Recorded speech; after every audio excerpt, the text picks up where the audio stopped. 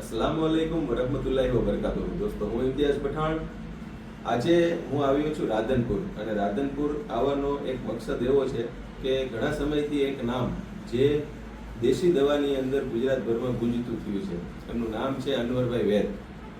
હવે મેં રૂબરૂ આવીને આ પૂરી એમની માહિતી મેળવી અને જોયું જાણ્યું, અને જે રાધનપુરના મિત્રો જે મારી સાથે છે એ પણ બધાએ મને આ વાત કરી છે।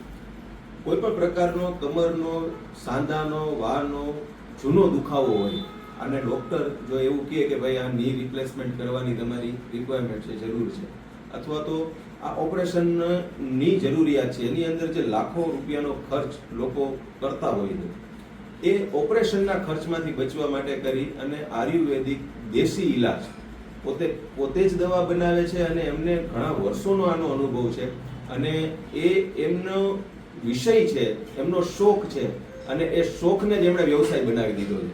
એટલે ઘણી બધી જડીબુટીઓના એ જાણકાર છે અને એમાંથી પોતે દવા બનાવે છે અને આશ્ચર્યની વાત એ છે કે ઘણા ખરા લોકોને આનાથી બહુ મોટો ફાયદો થયો છે। એટલે કોઈ પણ વ્યક્તિ જેમને ડૉક્ટરે માનો કે કંઈ ગોઠણના જૂના દુખાવા છે, સાંધાના જૂના દુખાવા છે, કમરનો દુખાવો છે, કંઈ ગોળાની તકલીફ છે, એમ કે કીધું છે કે આ ની રિપ્લેસમેન્ટ કરવું પડશે, આવી કોઈ સ્થિતિ છે તો એમને એ સુધાર માટે એક વખત અનવરભાઈ વેદની મુલાકાત કરો। આ વ્યક્તિ મૂળ અંજારના છે, અંજારમાં જ એમનું આના માટેની વેદનું ક્લિનિક છે અને એવું જ ગુરુવાર, શુક્રવાર અને શનિવાર 3 દિવસ એ રાધનપુરમાં બેસે છે।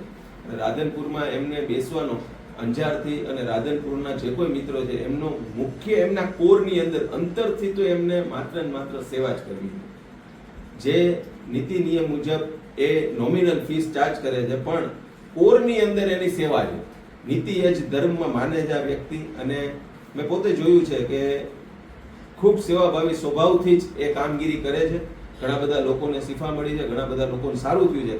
આપ પણ જો આપના કોઈ પણ મિત્ર સર્કલમાં કે આવું કોઈ વ્યક્તિ જો આવી કોઈ બાબતથી પીડાતું હોય તો એક વખત એમને મળો અને એક વખત એમની પણ વાતને સાંભળો, ત્યારબાદ પછી જે આપનું મન કે એ કરજો। આ જ વાત સાથે આપના ભાઈ અસલામ અલૈકુમ।